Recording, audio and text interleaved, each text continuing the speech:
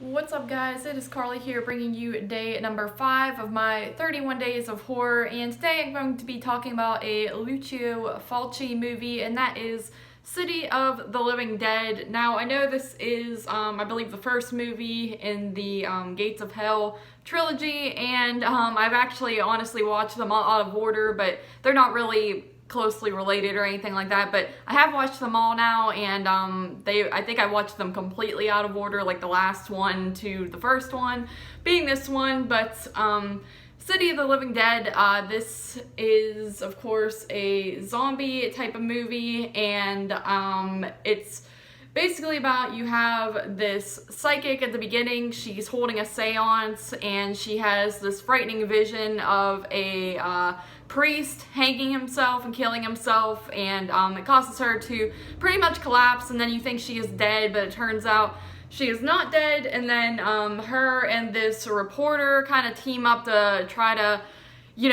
close the gates of hell, which they pretty much find out that has been opened because of this guy's death, as well as some other events. So they're trying to get to the bottom of this and close the gates of hell before the dead start walking the earth and killing people and all that nonsense. So that is the plots to City of the Living Dead.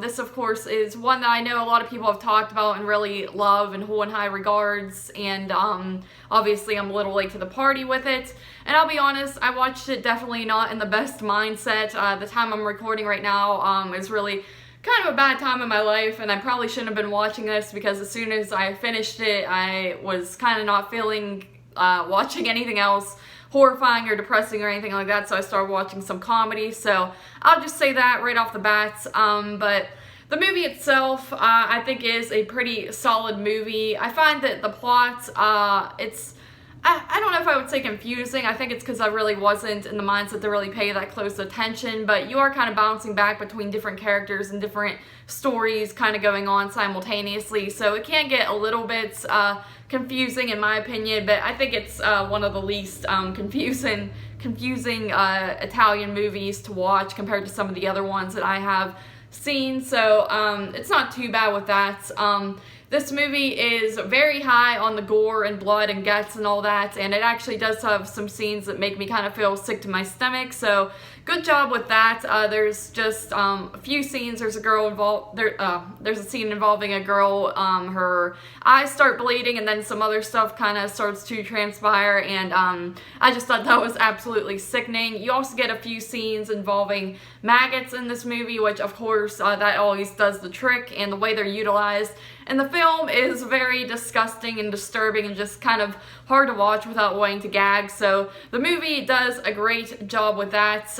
Like I said, I think it's got a pretty decent story as well. You're invested in it, and you want to see how it all plays out and what these characters come upon by the end. So it does keep you interested.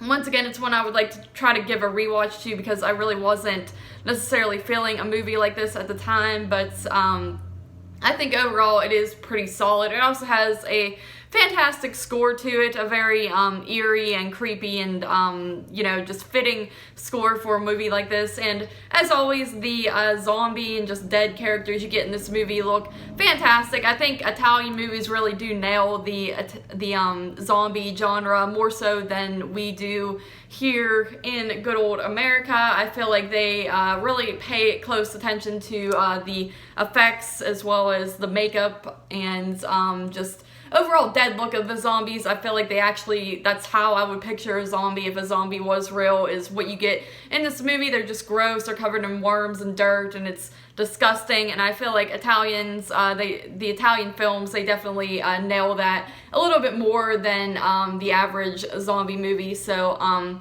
once again, pretty solid with that. Overall, good film. Recommend it to anyone who might not have seen it. Like I said, I feel like this is one that most horror fans have seen by now. It's definitely one of the classics, classic Italian movies, at least, classic Fulci films that I always kind of hear about. So I'm definitely late to the party on this one, but I give this an 8 out of 10 for now. My score could possibly go up on it upon rewatch, but as I said, wasn't really feeling horror and depressing films at the time, but what I did get out of it, I did enjoy. So 8 out of 10 for City of the Living Dead. Thank you guys once again for joining me for day number 5 of my 31 Days of Horror, and as always, I'll see you tomorrow.